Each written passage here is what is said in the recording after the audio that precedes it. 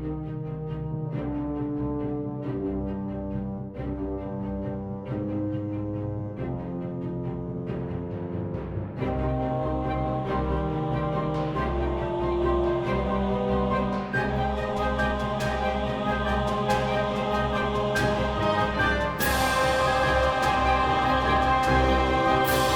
and welcome back to Adventure's Edge. Hey, howdy, hey. Here we are, one more time, at least. Oh, okay. I mean, I don't know. That sounded a little ominous. Welcome to the death of Jeannie. As we attempt to complete the further adventures of Jeannie Hopplebottom. But I really actually don't know. I don't know. We'll see what you can accomplish today. We shall see. I'm looking at a map. Yeah, I popped up the map this is the map you recovered from the bedpost inside the doohickey. I see that. Yeah. I had meant to show you this when you found it, and then I realized I didn't have this, and I told you I'd get it, and then I made it, and then I forgot, and it's just been sitting here in your back pocket this whole time. Wow. Yeah. I'm glad it didn't get ruined. That's true, yeah. Had you gone for a good swim? Yeah. So, yes, this is the Moon Isle Atoll. You can see that there's basically arms a circle as atolls tend to do. Why are there... Oh, sorry. Are you going to post this map? I don't think I can, actually. Oh, okay, because you didn't actually make this. I did not make this. Oh. I did not. No, this was straight out of the magazine. Okay, well, that explains the moon. Oh, with the little dots? Yeah. They kind of look like little boobies. I know. I didn't never notice that. I was like, those are boobs. In Moon, the artist just put two little dots in the middle of the O's. Yeah. It never caught my eye, to be very honest with you. That is amazing to me that didn't get you right. You're right. Like, okay. Oh. I'm like, why are there boobs on the map? Okay, sorry. No, that's okay. No. It's okay. So we have the main body of the atoll on the kind of the southeast side, forming a crescent moon shape with the lurker in the shallows kind of sketched in there. And then there's some smaller islands wrapping around. And on the west side of the circle, we see where the wreck of the grindstaff is. And then on the northwest side, there's a smaller island labeled Singing Cliffs, and it has a little X on it. I see. And then there's kind of like a little dotted line that presumably shows the safe pass to sail into the atoll and lay anchor there. That's how I kind of read this map. Okay. And then it's labeled like 10 fathoms on the outside. As in 10 fathoms deep? You know, that's a good question, because that would be pretty deep right next to an atoll. And that didn't necessarily seem to make sense, but... Oh, I don't... Then what is that? I don't know. I don't know how much research they actually put into making this. Okay. I think that might have just sounded cool. It's not like you. You probably don't have the means to go sound the depths over there. Jeannie does not. Yeah. Okay. Okay, great. Okay. So we left off morning on the beach. You told your story to Kaelin, the former quartermaster of Captain Nbod.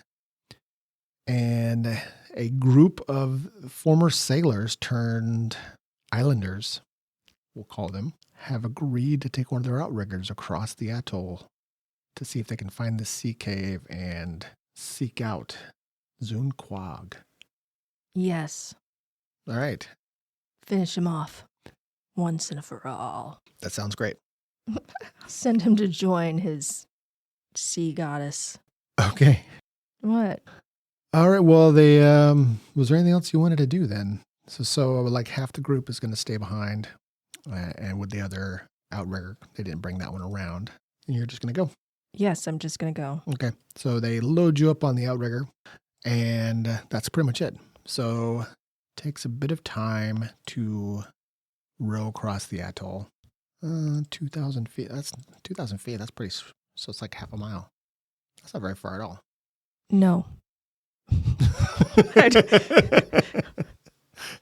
So just trying to see how long that would take you to row across, but if it's a half a mile, half an hour, maybe.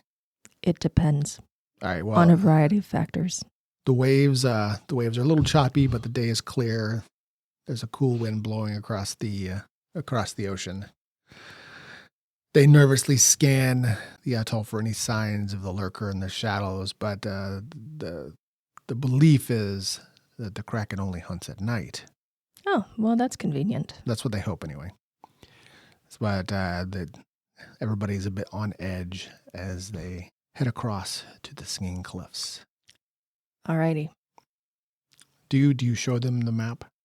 I will show it to Kaylin. Okay. And then if Kaylin thinks I should show it to everybody, then sure. I mean, I was ready to just show the knife and everything, so. Oh, well. So I will leave it up to Kaylin to. Sure. I mean, it's not like there's no particular mystery here. They all know about the ship and the cliffs. They didn't all know about the sea cave. But that's fine. Yeah, he shows it, and well, they're about to find out about it, so. They are about to find out about it.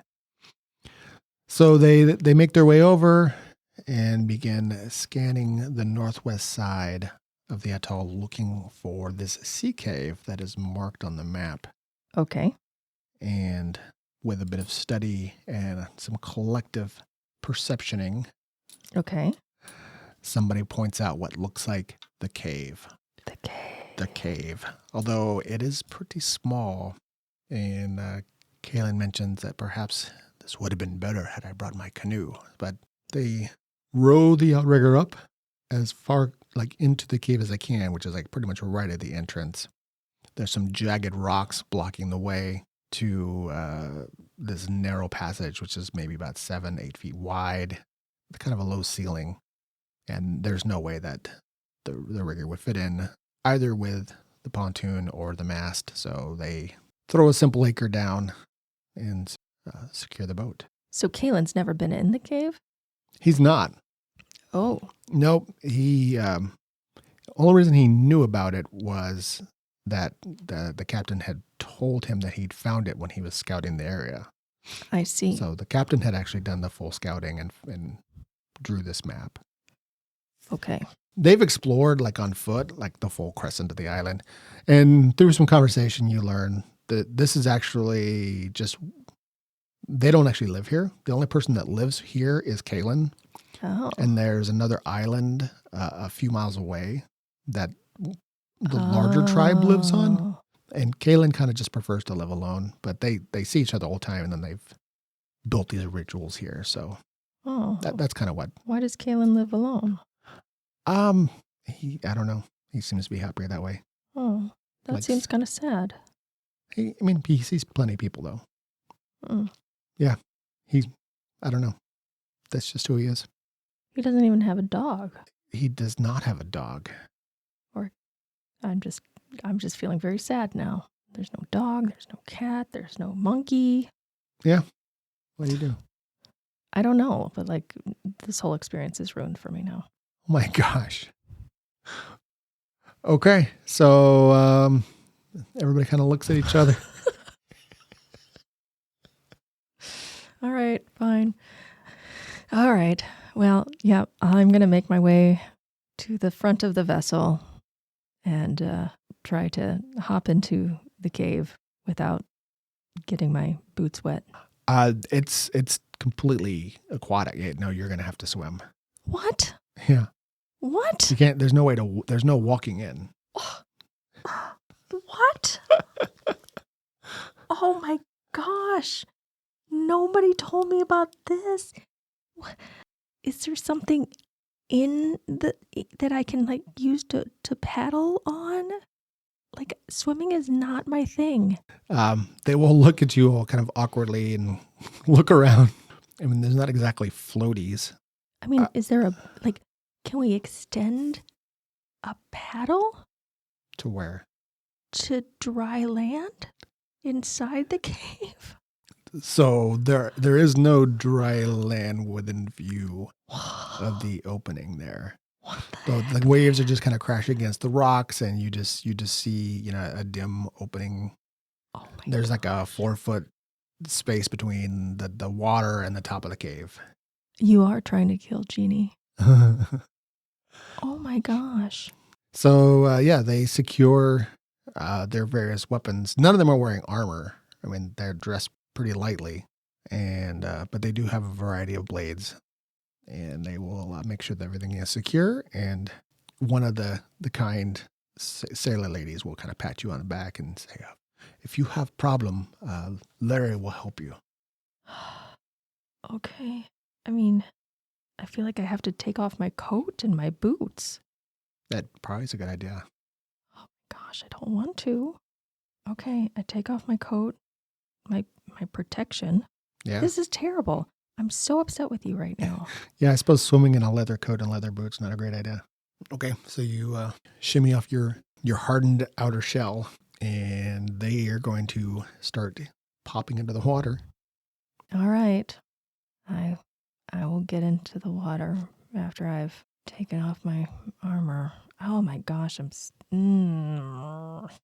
taken out, and I guess I will leave most of my items that will be damaged by getting wet in the boat. Okay, Squee will look at you and, you want me to come with you, Captain?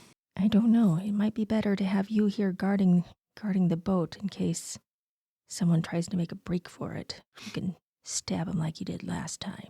Yeah, they were kind of talking it over between each other because they were thinking maybe one of them should stay on the boat in case somebody gets past them. They don't want Zune to come steal the boat.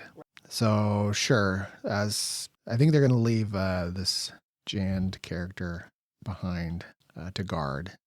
So I guess it's up to you if you want Squee with you or not. Well, if Jand is staying behind, then yes, we can come. Okay. All right, so the first two slip in and kind of swim into the cave, and then they find Purchase, and we'll say, the one that tapped you on the back says, I can stand here. It's about 4 feet deep. Oh, great. So if I'm on my tippy toes, then I could probably still breathe. Yeah. That's good. That prevents you from imminently drowning, at least. Okay, then they... Can Squee swim? I'm sure he's had to learn. That's a great question. I mean, he was a ship's goblin. He probably got pitched into the water at some point, so... Okay, I mean, I guess I really don't know about, life on the sea culture. Like, is that, or are they just like, goblin expendable? If it gets tossed overboard at some point, we'll just pick up another one. Yeah, I mean, that's probably true, too, because he's a little over 4 feet tall, so he could just, at the worst case, he can bounce, but the waves are kind of like, sloshing gently into the cave, and they start making their way in. All right, in we go. All right, so got everybody lined up going into the cave. What can go wrong? I can think of many, many things, but let's go. All right, it is very beautiful. The sunlight, kind of streams into the opening and creates reflections between structures and on the walls, and kind of shines down, and you see little colorful fish swimming about, kind of like the one they had back on the, Esmeralda, back in the little jar. Exotic local fish. And I'm going to start revealing the map here. And they don't have any real means for light. They're just kind of hoping that it doesn't get too dark in here. They'll call back and say, watch out for the jagged rocks here. Yeah, my feet are very tender because I'm usually wearing boots. So they, all of you begin slowly moving into it. Well, but there's a passage to the north as well. I might want to... Sorry, okay, yeah, well. I might want to listen and see if I hear noises from any specific direction. Okay, so you, the cave immediately starts kind of dividing up. And it's not just a perfect regular ceiling. There's like protrusions and stalactites, things hanging from down from the ceiling, and you can see seaweeds growing up from the bed of it, and things growing along the walls. And the light continues to reflect and refract around the room. There is a narrow passage that kind of leads up to the north there, which you were just talking about. But you can see that it opens up into what looks like a large central cavern that seems to be illuminated probably from at least an opening at the top of the cave, because it does appear to be getting sunlight directly down into the room. So it's not exactly bright, but it is streaming down through a hole enough to give the whole room kind of a soft, like a blue, like diffuse glow in it. Okay. And I don't hear any specific noises. Give me a perception check. That's a 13. Okay. There's a fair amount of noise. You don't probably hear what you might be listening for. I mean, there's the sound of the waves echoing and water dripping from the ceiling, splashing around inside, just general echoes from the waves from the outside carrying in and bouncing around. So the whole cave it's not like it's eerily quiet, but it gets quieter as you move in. But you don't hear voices or anything like that. Nobody talking to himself or coughing or cursing my name or anything like that. Not as of yet. No. Okay. All right. Well then. So they kind of look at each other and they're gonna continue sort of pushing on.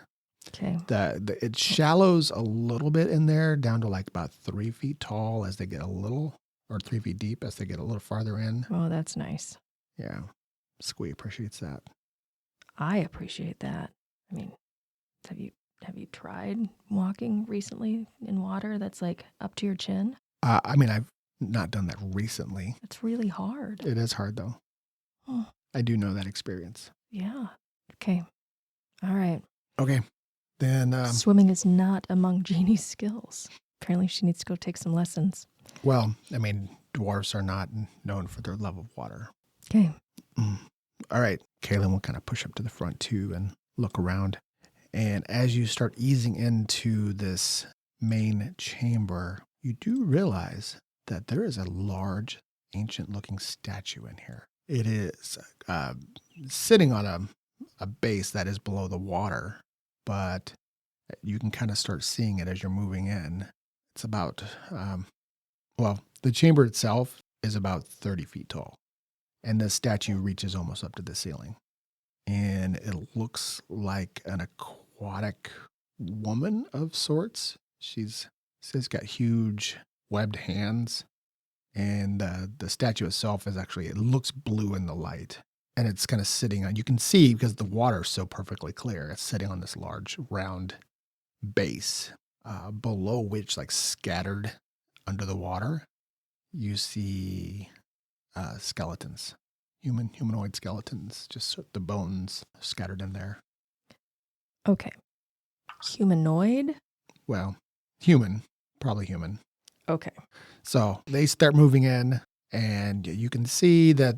I think it should be kind of obvious that the way I'm interpreting this map is that the darker area is the deeper. Water, is the deeper water. Mm-hmm. And I was kind of seeing it as the light area is out of the water. Oh, okay. And then the really dark area is the cave walls. Okay. So you can see that the pool area is about 50 feet across.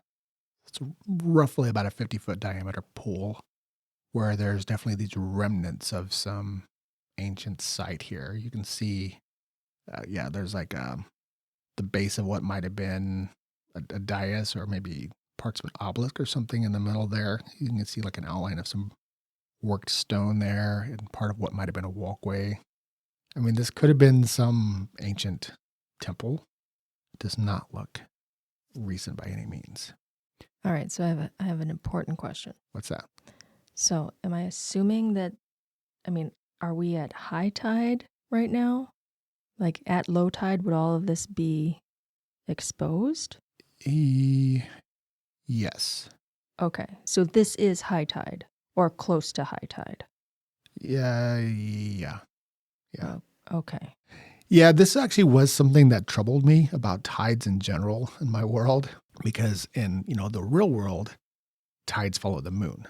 Yes. Because the moon is the primary gravitational body. But in my world, the moons are so much smaller in a lower orbit, and the sun is so much closer that I was actually thinking, maybe shouldn't think about it too much, that the sun exerts more gravitational pull than the moons do, and that the tides follow the sun. Oh, okay. Oh, so the tides aren't every 12 hours. Okay, never mind. Let's not talk about this. Shh. It's all okay. It's all okay. Wait. No. Okay. I don't want to do that. Okay. You don't want to talk about I don't. tides? I don't want to go into the world building right now. Okay. I just want to find somebody and kill them. All right. Well, maybe we'll have. It's been a while since we've done a Tellus more. Yeah, and we can talk We could about talk about the ramifications of tidal forces and gravitational celestial bodies Celestial and bodies. tidal forces. Yeah. Okay, cool. So fun. And so, given that it is late morning, Mm-hmm. yeah, that's why I'm thinking the tide. It may not be totally high yet, but pretty close to high tide. Okay. All right. Well, so Jeannie's not going to go exploring the depths here and picking up bones. I'd like to kind of skirt around to where it's a little more shallow. Yeah. So on the because the center pool is roughly circular, you do see where you just moved your pawn. You can get out of the water on kind of the eastern bank, and once you start climbing out, they're all going to follow suit. Okay. Whew. Feels so much better. I mean, I'm cold now, but my footing is better. I feel better. Yeah. So yeah, I'm just going to move everybody slowly in here and get you all. Yeah, it would be a little, I think probably a little chilly in here, out of the direct sun, and yeah, with your body wet. Mm-hmm. So yeah, you shiver a bit. You find yourself missing your leather coat and looking around.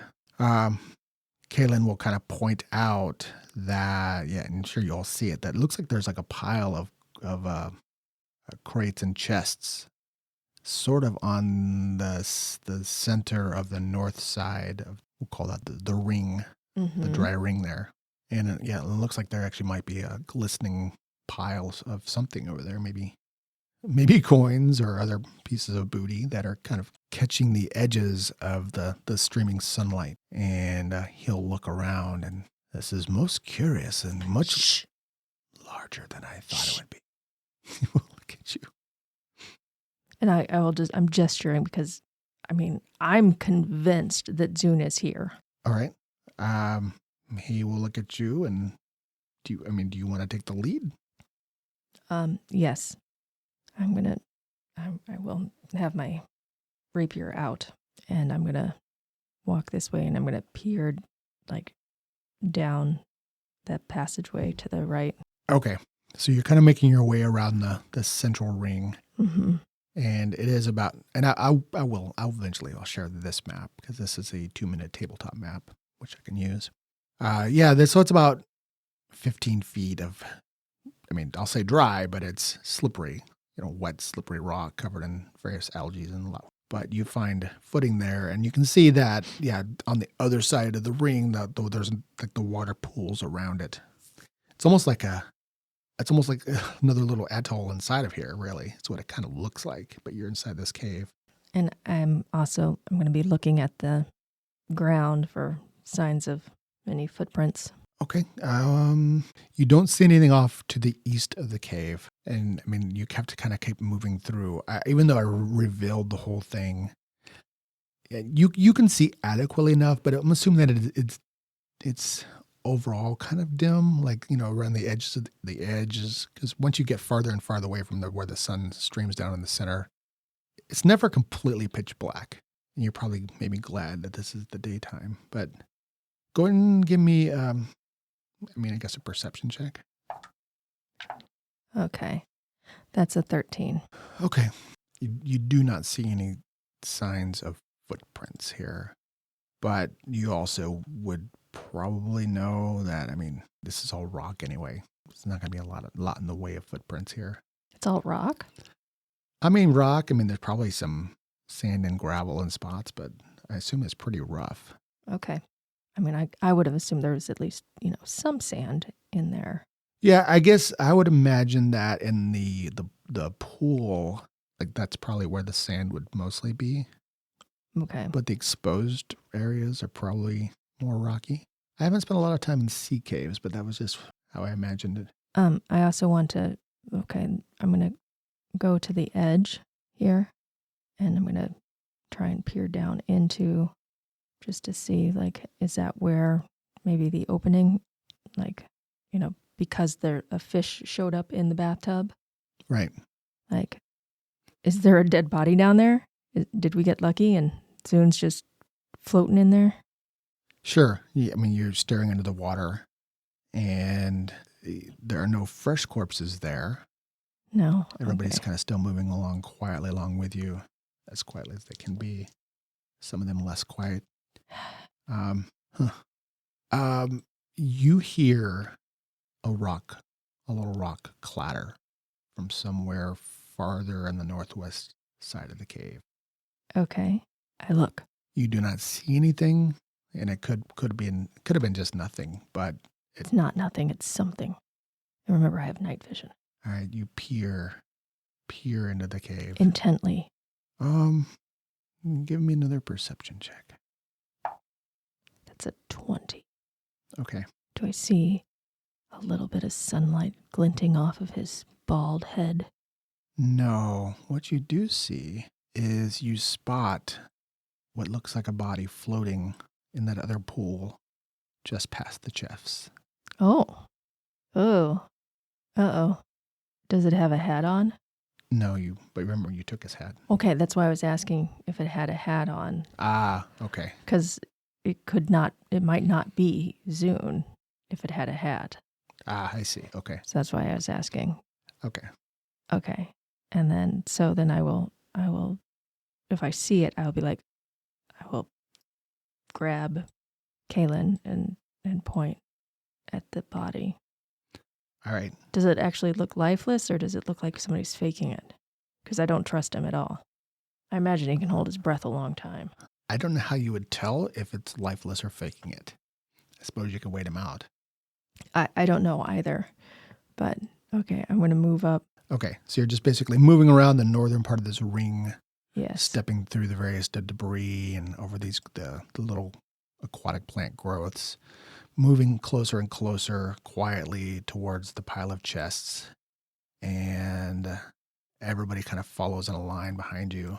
I'm not going to get right up next to is there a rock on the ground? Sure, yeah, absolutely. Okay, I'm going to pick it up and I'm going to throw it at this body. Okay. You pick up a nice, smooth, almost polished rock.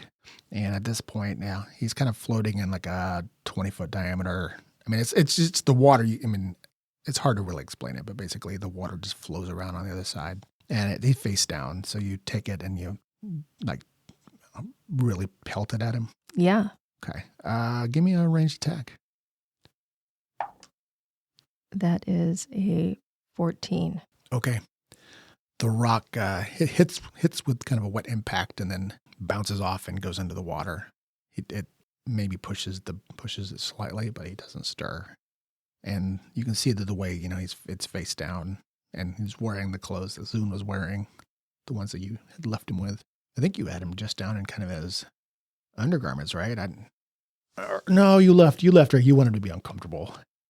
Yeah. So he had the crazy beard on and the big coat. Yeah. Okay. Yeah. He did. Kaylin will look at you. Was that him? I mean, it looks like Zune. Yeah. All right. Well, he's going to move up next to the water, and the others are going to kind of get really close. Somebody's going to kind of sit there and kind of guard and look at the center of the room still. So you guys are all kind of clustered up, and he's going to kneel and look around. I think he may have drowned. You can see that he is still tied up. I mean, I guess that makes it easier. Well, I can say I'm not completely disappointed, but if he met his end that way, no loss. So what do we do with him now? All right. Leave him? Oh, no. Okay. I will get him.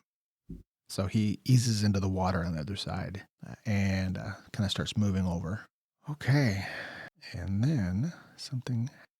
All right. So while most of you are fixated on watching Kaylin move towards the body of Zune, give me another perception check.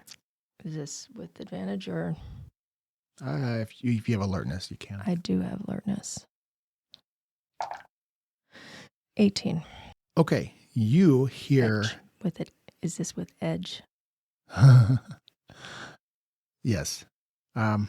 You hear a gasp and a splash from Aurelia, who was kind of over there watching the center, Oh my. as apparently something rushes out of the water and attempts to grab her, catching her by surprise. Okay. Yeah, she gasps and then shrieks as a lithe green form like bursts out of the like perfectly clear water and it rakes her and then grabs her and attempts to pull her down into the water. Roll initiative. Alrighty. Woo! All right. That is a 21. Wow, pretty good. That's pretty good. Tell you what, we're gonna, since I've got so many of them, just gonna do that for the bunch. Okay, you have initiative. What do you want to do? All right. Well, do I have any clue what this thing is? You do not yet, no. All right. Well, I am going to move forward to here, and I shall go ahead and stab this green thing that has attacked Aurelia. Okay, as you come, yeah, you basically come sprinting over next to where she's at, and you see, I mean, I'm going to loosely say a green skin, crone-like woman with like hair like seaweed hanging all about her, draping down her back and around her face. Like her algae-colored skin, like hanging it wrinkled off her frame, and she's actually wearing what looks like a tunic or something like made out of seaweed. So it's like this, almost like it's grown around her. And she has huge twisted hands with fingers like claws and a jagged, toothy mouth.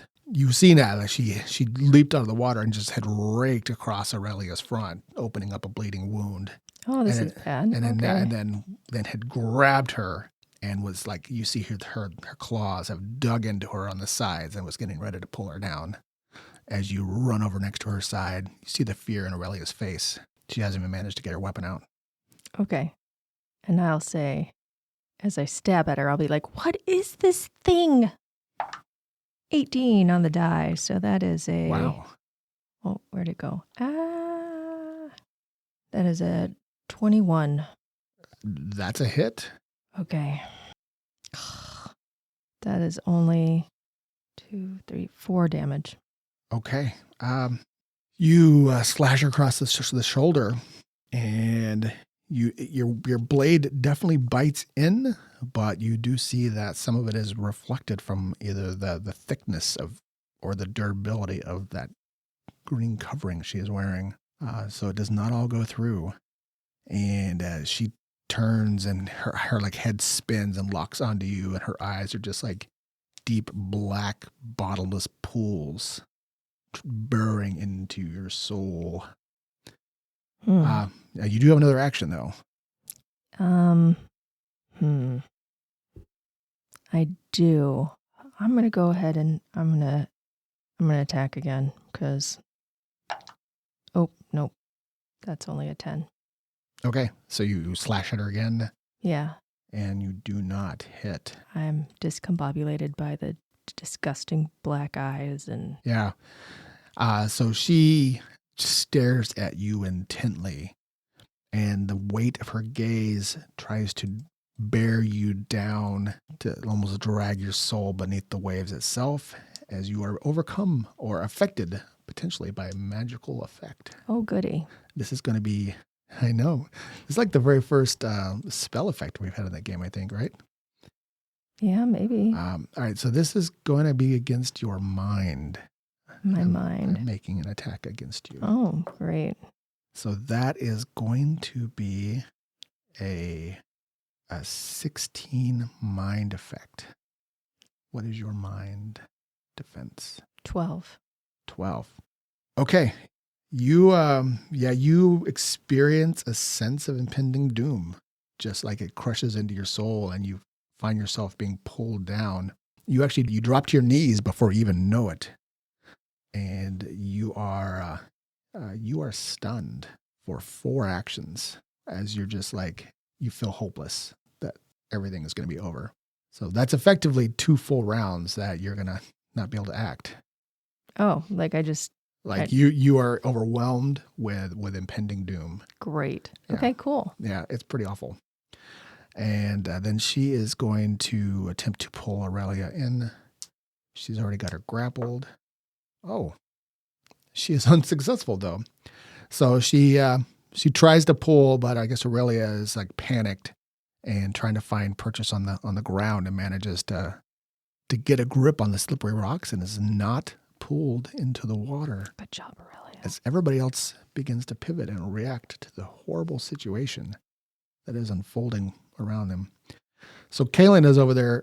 He would actually was just grabbing onto the lifeless form of Zune, but the others all turn and see what's happening here. And they're going to rush to both of your aids. So Gregor's going to move first, and he pulls out a cutlass and is going to move around on the other side of Aurelia, facing this hag. And I've got you, Aurelia. And he will slash at her with his cutlass and miss. He's going to make a second attack. Oh my gosh. So he does 2 quick slashes, not finding purchase on the hag, who managed to evade his attack. And then this other guy, Bali, is going to kind of run over. He's going to grab you and pull you out of the way. Great. Good job, Bali. Yeah. So he's going to grab you and then do a pull and pull you back. To here? Just right there. He's basically 5 feet out of her clutches. Lari's going to spin. 1, 2, 3. That's going to take 2 actions. She comes running up to occupy the space next to Aurelia where you were a moment before. And she has one of those spears that she's going to attempt to impel the hag with. Oh my gosh. All right, dice gel. All right, let's get a blue die. And pokes at her but misses. And then, let's see, Kalen hears all the noise. He's going to stand there in the water, and he will turn. Yeah, he's going to turn to come back.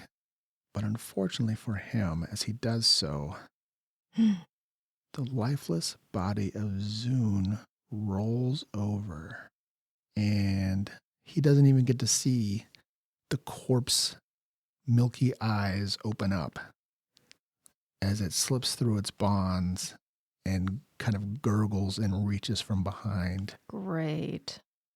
Getting a surprise attack on him. Oh my gosh. Okay. Yep. That's a lot of good numbers on the table. So Kalen kind of shrieks out as these dead hands reach behind and attempt to grab him from behind, to choke him and grapple him from behind. And he's now being grappled by this corpse of Zune Quag. That is all the... Well, actually... Squee. Don't leave Squee out of the fight. Squee. I'm going to call him Squee the Scrapper. He will run over to you.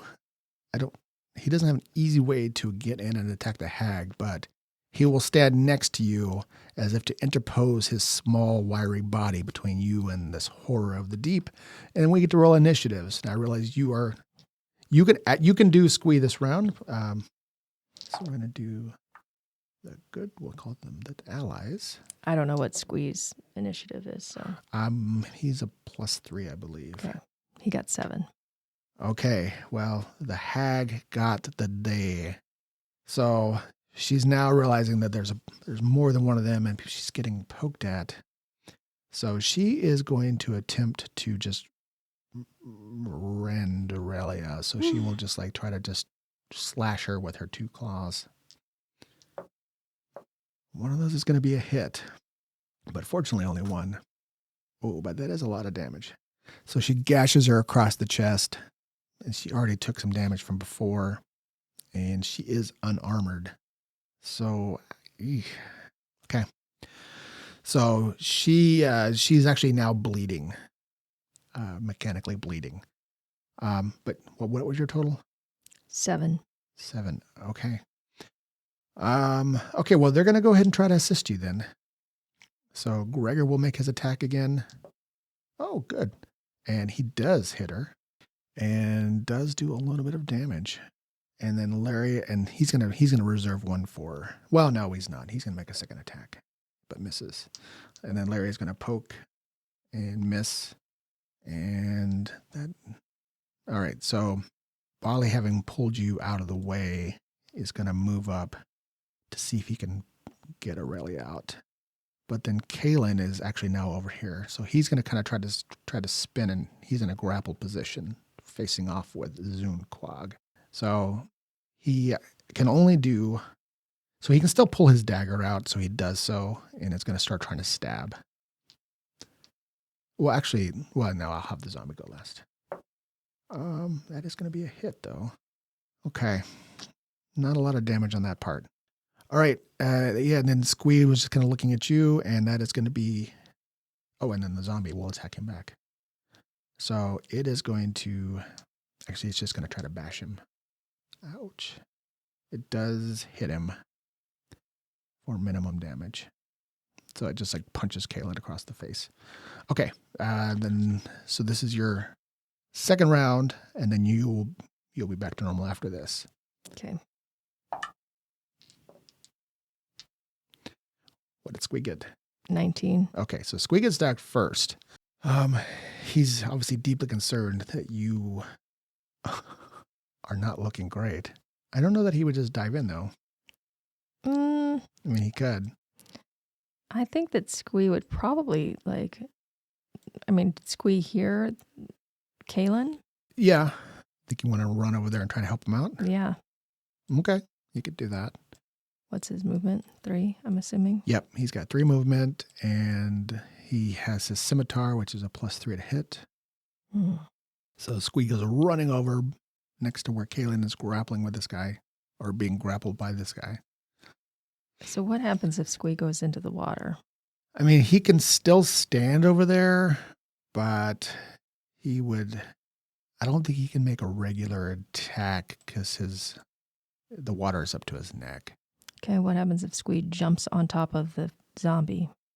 I don't know. Let's find out. Squee jumps on top of the zombie. Okay, so he will basically be doing a tackle. Yes. Yeah. So you will roll and add his attack bonus of we're rolling a 3. That is a natural 20. Oh. That is a natural 20. Beautiful. Okay. So to tackle somebody, it goes against their parry bonus, and if you succeed, you can knock them off their feet, which in this case, the zombie's not exactly lithe. So Squee leaps through the air, like right over Kalen, catches the zombie dead center, arms around the neck, pulls him off of Kalen, and drives him down under the water. And now the two of them are not, they're not grappling each other, but they're occupying the same space. And they're both underwater. Pretty spectacular. Good job, Squee. Okay, great. Is that all Squee can do, though? Yeah, because you used one action to move over there. Yeah. Yeah. So Yeah. That's it. But that's pretty great. Okay. So Squee saving the day. He's a little hero. Okay, then it's your... the hag beat the other NPCs. She's not liking getting outnumbered like this, though, but she is going to attempt to finish off this one person. That is actually a miss. That is a hit. So she's going to use 2 slashes with her claws. One of them hits. Oh. Not great. So she does 6 points of damage. Ouch. And wow. Aurelia is downed and bleeding. So just like rakes her down the chest. And she's in a pretty bad way. So she is downed. Bali may still try to drag her out of the way. Hopefully somebody's got some first aid here. Okay, but the other two will do their attacks. So that's going to be a hit. So 1 slash, 1 miss. Okay, so Gregor manages to get a shot in. That's good. And then Laura is going to do her stab with her spear. Oh, Sad, sad. Misses. Not a lot of damage yet. Okay, then. And then Bali will actually do his action. He's going to drag Aurelia 5 feet away from the hag to get her out of the way. She looks terrible. Okay, and then Kalen, since he's free of the grapple, he's actually going to clamber up out of the water and then he's going to pull he'll toss the dagger down and pull out his cutlass. And then it's initiative time. You are back in the action. Okay.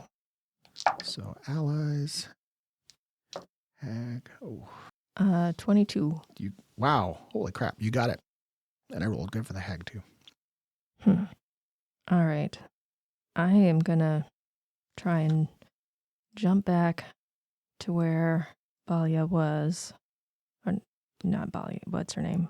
Aurelia. Aurelia was. And take a stab at the hag. All right, so basically you move between the other two sailors. So the three of you are facing off against this hag. That's a 17. That is a hit. Okay. Which is 7 damage. Ooh. Okay. A lot of that goes through as you slash across some of that seaweed, kind of cutting a path to the flesh. She does not like that. She kind of hisses at you. I hiss back at her and I strike again. Ooh. Oh, yeah. That is a 21. Ooh. And that gets you an extra point of damage? Which I rolled a 3 instead of a 4 this time, so that's still 7 points of damage. Okay. So, nice. All right. 2 quick slashes, opening up wounds. That was actually highly effective. It is her turn, though. So, this is not... yeah, you heard her pretty good. So she is going to focus her attention on you to seeing you as the bigger threat. So she lunges kind of out of the water and is going to, it's going to slash at you with her claws. That is going to be a 19. That does not connect. Oh, Jeannie is fast. I am. Okay. She's going to attack again. Oh, that's a 21. That does. Okay. Second claw raking up for only 3 points of damage. That still just reaches in. Still pretty hurts though, because that's straight through. Yep. But you're not bleeding. You're not stunned, and you have people on your side. So Gregor's gonna hit, and he hits twice. We're rallying. Yeah. So he starts calling out, Kaylin, are you okay over there? And Kaylin kind of shouts something back, but he gets one through pretty good. Okay, so one of those actually cuts through. Okay, and then the other lady's going to stab with her spear. Ooh, she is also going to just hit. Oh, nice. Very nice. Okay, and she stabs into her torso, doing another 3 points of damage. That's pretty great. So you guys have already done a lot of damage to her as she's kind of starting to scream a bit. This guy's going to drag Aurelia 5 more feet away and then kind of get down next to her to see if he can do something about the bleeding, because she's just she's bleeding to a round now and is looking ashen. Okay. Fair enough. All right. Squee and... Yeah, so Squee is in the water with this zombie Zune. What does he want to do? He's going to stab him. All right. So he can do that. Fighting underwater, he's going to be at -1 edge. Oh my goodness. Okay. The zombie's not fast though. So 10. All right, that hits. Okay. And what's the damage on that? D6. 2. All right, so he just plunges the dagger into the cold body. He can attack again. No, he's going to get out of the water. Okay. He's going to use a movement and to try and get out. All right, great. So he can basically kind of push off, disengage, And that would be the one. And then he can, kind of retreat back up next to Kaylin or. Yes. Okay, great. Kaylin will, he kind of sees that things are over there, but he doesn't. Yeah. So he's going to stand there on the edge waiting for the zombie to approach. So he's going to basically ready his attack for the zombie to right itself and come lunging forward, in which case he will make his slash at it. And he will hit well, cuts deep into his shoulder, and then he's going to attack again. And that is also going to be a hit for less well. But yeah, he just does some nice big slashes across the shoulders. However, the zombie will attempt to bash him again. It does not hit him back. Nice. Okay. Okay. And that's everybody. Initiative. 8. Okay. The hag got the initiative again, or everybody then. She's pretty hurt though. But she's not going to give up. She's really, really upset her. So she's going to slash you again. So that's going to be a 17's a miss. Miss. Man, so she's like slashing at your legs and trying to grab you and unable to hit you as you're like moving all around so It's quickly. like I'm doing a jig out of the way. Can't touch this. Okay. And I'm sorry, what did you say you had? 8. Sorry. 8. Yeah. Okay. Because so I rolled a 2. Yeah. All right. So it's the allies first. So Kaylin is going to get one more hit on the zombie. Oh, and that is going to do him in. Oh, nice. Yeah. It does not have a ton of hit points. So he slashes again right across the zombie throat, severing most of its head as it gurgles and falls back into the water. Whew, great. That is good news. Polly's going to, so he's starting to stop the bleeding, and Gregor's going to do another. Oh, that's a hit. Oh, 2 hits on the sea hag from Gregor. So 1 gets through, and then another spear attack. Oh, natty 20. Oh, nice. So she maxed damage on her spear. That is going to be extra point of damage. So that's going to be 8. So that's 5 gets through. That's huge. So just like full on right into the torso, deep in, puncturing wound. Not enough to get a stun or bleeding, but brutal. All right, your turn. All right. I'm going to also attack for 17. That's a hit. Okay. And that is 6 damage. All right. And then second attack, 16. That hits. Okay. For another 6. Ooh. Let me do some quick math here. Oof. She is just like, okay, she's at like retreat numbers. Not doing great. So she is driven back by all of these terrible attacks. I mean, just, while technically not bleeding mechanically, you have to imagine blood's coming out of all these wounds. And I think she's realized that she's lost this fight. Oh, but so did you want Squee to do anything? Yeah, Squee will come running up then to this fight. Okay. And we'll throw a rock at her. Okay, so he just comes running up, kind of slides, grabs a rock, and makes a ranged attack at the sea hag. I don't know what his range is. It's a +4 actually. Oh, 17. Okay, so he grabs a rock, pitches it at her, and actually hits her. So that's going to be a little improvised. I mean, it's not going to be a lot of damage. Roll, it'd be D4 -1. 1 damage. Okay. Just annoys her. You know what? It's fine. It's the principle of the thing. Yes. He's helping. So we do have to roll initiative again to see if she gets, she is still rocking. She beat the allies. 16. All right. She got an 18. Okay. So she's going to make one more attack on you, Jeannie, because she's just angry before disengaging to see if she can get a lucky.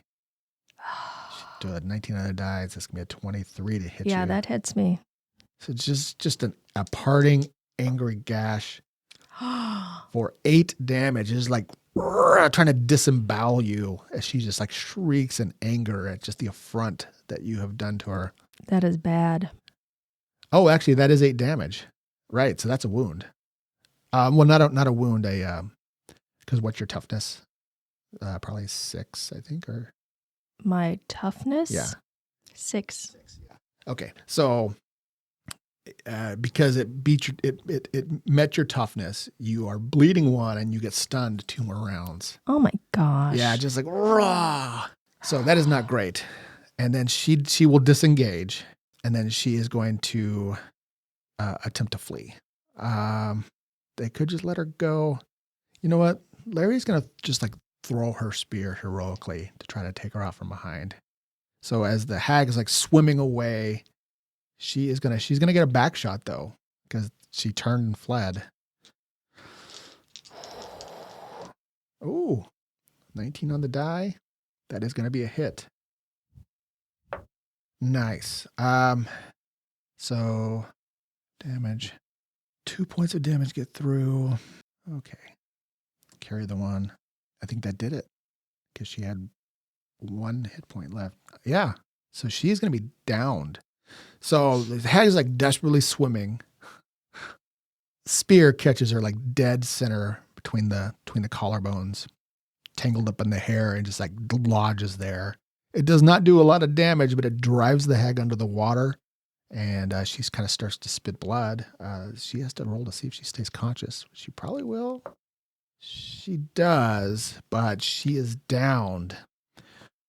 So she's like kind of just like flailing in the water. Whew. I don't know if they're brave enough to go in there and try to face her in the water, though. Okay. None of you guys have any ranged weapons. That's not true. I do, but I'm stunned. Okay. Kaylin is going to kind of run over. You can have Squee throw another rock. Squee will totally keep throwing rocks. Yeah. Okay. Roll another rock attack for Squee. No, 6. All right. No, sorry, 7, but still. Gregor's seeing that Kaylin is okay. Looking at you, he's actually kind of run along the edge in case the hag is going to try to flee the cave. So he's going to triple move so that she can't get by him, still brandishing his cutlass. And I'm sorry, you said 6. What was his attack roll? 7. 7. Okay. Squeeze chunking rocks. We'll cycle around so you become unstunned. Although you're bleeding. How are you on health? I'm down to 2 health. All right. So if nobody does anything, then yeah. Do you have a potion? I do. Okay. Now might be the time to chug that down. Okay. Because while you're doing that, Kaylin is going to come over and assist Bali there. Okay. I heal 8. Nice. Okay, so you like rustle through your little pouch there, pull out a potion, drink it down. You feel healing energy course through, so that will stop the bleeding and heal you 7. Okay. The hag is still downed. She is basically moving away she could basically kind of like half-heartedly paddle away. But yeah, she doesn't have a means to heal herself at the moment. But that gives you the opportunity. So yeah, you have a bow. I have a bow. Okay. We didn't really talk about it. I'm have to assume that you probably got some sort of case or something. We'll just say yes. Yes, I have a case. Okay, so you can bring your bow out while everybody's frantically they're trying to save that lady's life behind you. Gregor's waiting for this hag to get close. You pull your bow out. Squeeze still throwing rocks. 12. So 12 hits because she's downed. When you're downed, your defense is cut in half. Okay. So she has a pretty good defense overall, but it drops it down to an 8 while she's downed. I mean, I could give her a little cover for the water, but you still hit. Okay. 4 damage. 4 damage. Okay. So you kind of plink her and she doesn't stop moving. So okay. You can take another shot. I will take another shot. 12. Okay. That hits. Oh, 2. All right, so yeah, you're kind of barely hitting her, but maybe between the water and her toughness, her hide, it's not really not finishing her off. So she manages to get another moving way slowly. 19. All right, because at this point, yeah, you're the only one attacking. Gregor realizing he may not be able to reach her as she tries to swim by. So your 19 is going to be a hit. 6. Okay. And the 19 actually is giving you 2 extra points of damage. So that is 8. 8. All right. So that's going to be 5 cut through. That is going to be enough. Let's see. She has to make another check. Oh, natty 1 on the die. So you put her over the dying threshold and she goes unconscious. Okay. So your arrow finally probably catches her like in the neck or something, and she flails a bit, and then goes limp, floating there in the surf. And if nobody intervenes or provided magical healing, once you start dying, you automatically lose 1 hit point per round. Like there's no more. That's it. There's no more saves or anything. Okay. So she will basically bleed out. So he's just going to kind of watch and look around for something to like fish her out of the water with. Because once it looks like it, she's not going to move. Yeah, I don't know. He might brave it and go grab her hair or something and drag her up and then make sure she's dead. That sounds like a good idea. Okay. They get her bleeding stopped. Oh, that's just good in too. time. Just in time. And get her stabilized. So she's going to live. But yeah, Aurelia's in a pretty bad shape. But everybody survived. And yeah, Gregor's over there and he's like, there's some horrible hacking as he like takes her head off. Nobody knows anything about this creature, but I think she's dead, sir. And yeah, you see, you kind of look over at Kalen, who's kind of like still, his hands are covered in blood as he's like frantically still just like trying to treat. And he sits and sighs, and you see he's got welts on his neck for where he took a pretty bad bruising from the zombie Zune. Whew. It's a good thing you didn't come here alone. Yep, I would say so. That was something. Any idea who that is? And I point at the statue. He will kind of look at it and quite frankly, no. It's probably, again, I think we talked about all the different sea gods. I'm guessing this is a statue to some ancient sect of one. They litter the sea like stones, but it's kind of interesting. The captain didn't mention this.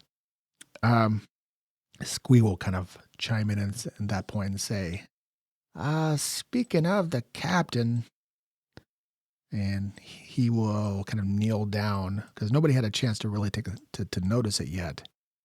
But there is another corpse. Oh. Nestled over here by the pile of boxes. Oh.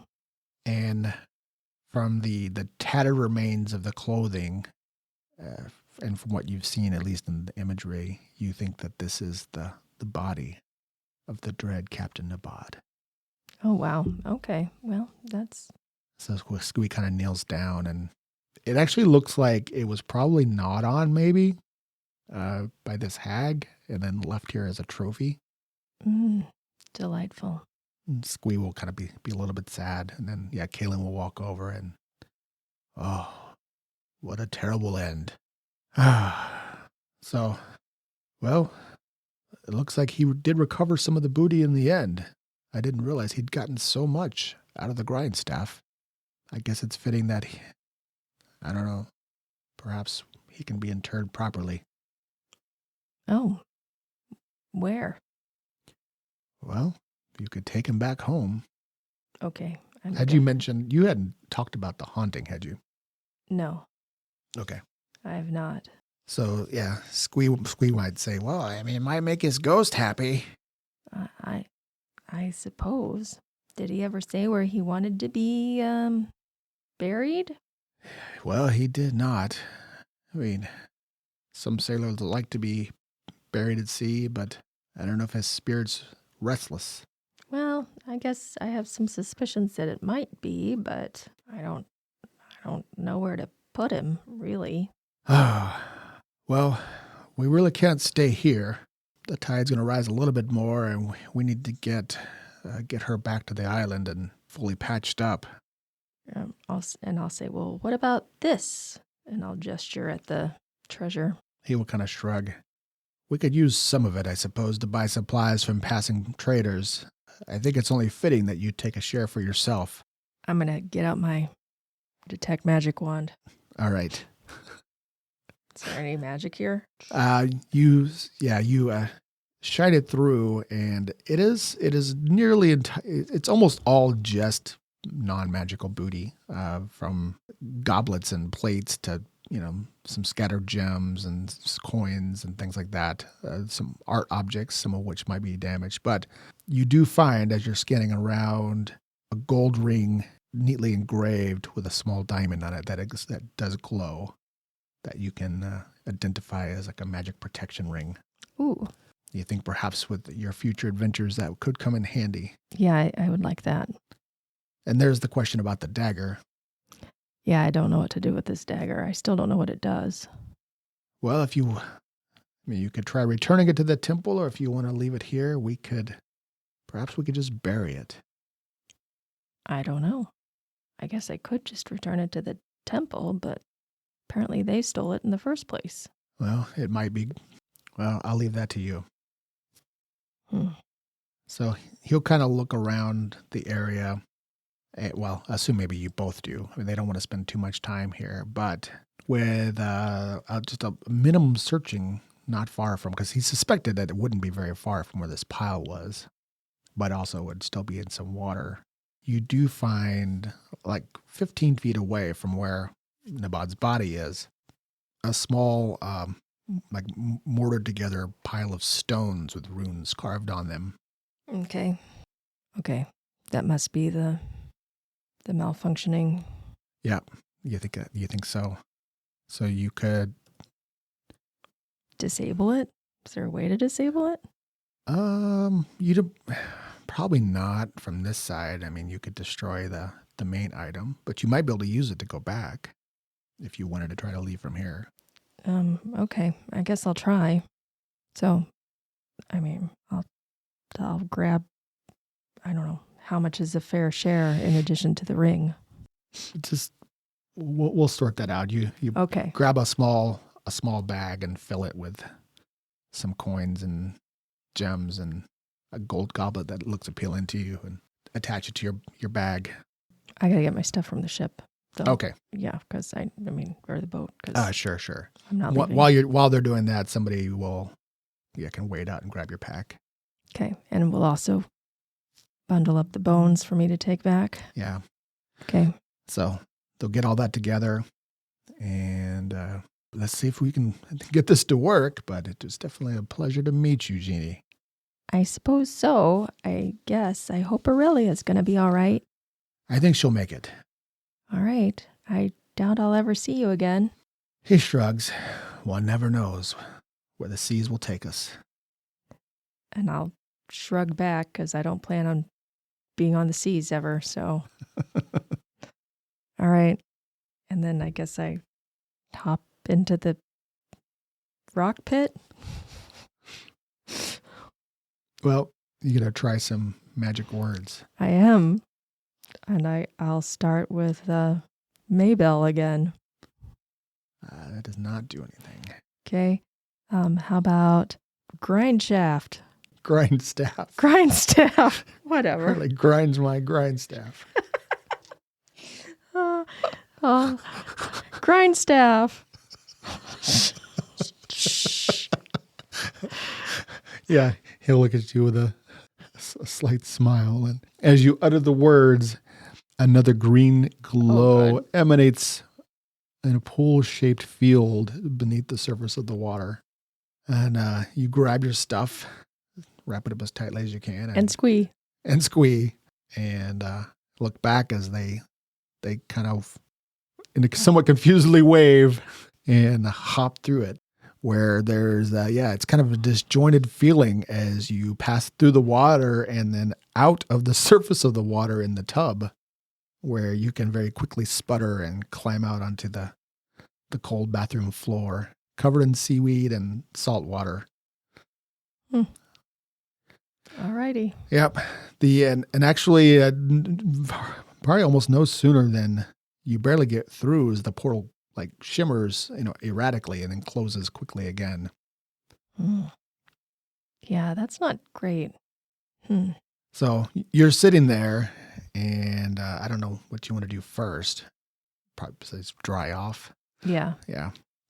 So you start grabbing some towels to dry off and go into the other room. And Judith kind of like comes through the door and hops up on the bed, giving you a smile. And then you see, sort of drifting down from the ceiling, a dark, shadowy shape, reminiscent of the captain, just barely coalescing you can make out his features, but where Judith seems like a full-fledged ghost, this seems malformed, as if somehow he's kind of caught between not just two worlds, but two places. And it kind of swirls around the bones, and you get a sense, almost like you did in the visions you had while you were dreaming, that there's a sense of peace. Like somehow you managed to avenge him being killed by this hag. Maybe you get an image of it where he did battle with her beneath the waves and then managed to get away and flee through the portal at the last minute, but she followed him through. Oh, how and then horrible. Killed him on the bathroom floor and then drug his corpse back through the portal. Oh, that's horrible. Which is why he was trapped between these two locations. But now that you've brought his bones here and avenged his death, he's free to move on. Oh. So perhaps you get all of that in this vision, because he can't quite form the way that Judith does. But she will turn. It seems like she can almost talk to him and then say, "It seems like you've managed to free him." Oh, well, that's great. What does he want me to do with his bones? He says to tell his daughter. She'll know what to do. Do I know where his daughter is? You hadn't tracked that down yet. I mean, you knew that she existed. Yeah. So you think that may take a little bit of work, but okay. In the meantime, while you're pursuing that, you get that sense as his spirit starts to drift away. Yeah, he's going now. Okay. That's and, a relief. Yep. So she, in her ghostly way, will kind of breathe also a sigh of relief and say, well, seems like you solved more than one ghost problem. What does that mean? Well, you got rid of the bad man and you got rid of the ghost. Oh, yes. Are there any other ghosts here? I think it's time for me to go too. Oh, why? Things should get better now here. Okay. Well, I'm sorry, Judith. She kind of shrugs. Thank you very much. You're quite the hero, Jeannie. I wish there was something I could do for you. You did. I told you that I would help you too. Oh, yeah, you did. So at the manor, you're trying to find the other bad man. Yes. I overheard him talking to the woman that was dressed like a queen. Her name was Anna Lane. They seemed to know each other, but his name was Ian Cass. Oh, Ian Cass. I don't know how they know each other, but I thought perhaps that would help you find him. That is very helpful, Judith. Thank you. Do you want me to tell your parents anything? I don't know. You can tell them I'm okay. So she will kind of like move towards you, and then sort of like gives you this hug that you feel like a little shimmering warmth. And then, well, I'm going to go now. Okay. Goodbye, Judith. And she will wave, and then she will kind of look up and sort of float up through the ceiling in a little flash of light. And as she goes, I will tell her that she is a good child. She smiles as she kind of disappears, and you feel a little like magical motes sort of drift down over you. And you are alone in the room with Squee, having solved the mysteries of Nbod's room. That is a sad ending. It is a sad ending. Sorry. Okay. Sorry. I didn't mean to be so sad. It's hard to put a happy spin on I thought I was going to be able to come back and talk to Judith another time, but no, you just like Aw. erased her. Well, it's kind of funny. You didn't like her at the beginning. Well, no, but people can grow on Jeannie. Yeah. Yeah. All right. Well, you did it. You solved another solo adventure. Almost died. It was pretty close there. I really was. Yeah. Like with that last hit, I was like, oh. Yeah, actually kind of funny if you'd have done it the way the book had imagined. I don't think you, I knew that facing off against a hag solo as a first level character in my game was going to be dangerous at best, even if you were like geared up. I mean, if you were geared up, it'd have been a little better. Yeah. That's why I was kind of thinking the best way to do it was going to be to at least recruit somebody along the way. There were some different opportunities, but you actually managed to get like a whole party at the end. But yeah, getting the goblin and yeah, no, I don't know. I kind of feel like Squeeze my buddy. nice. I don't know if he's going to want to hang out more, but we'll see.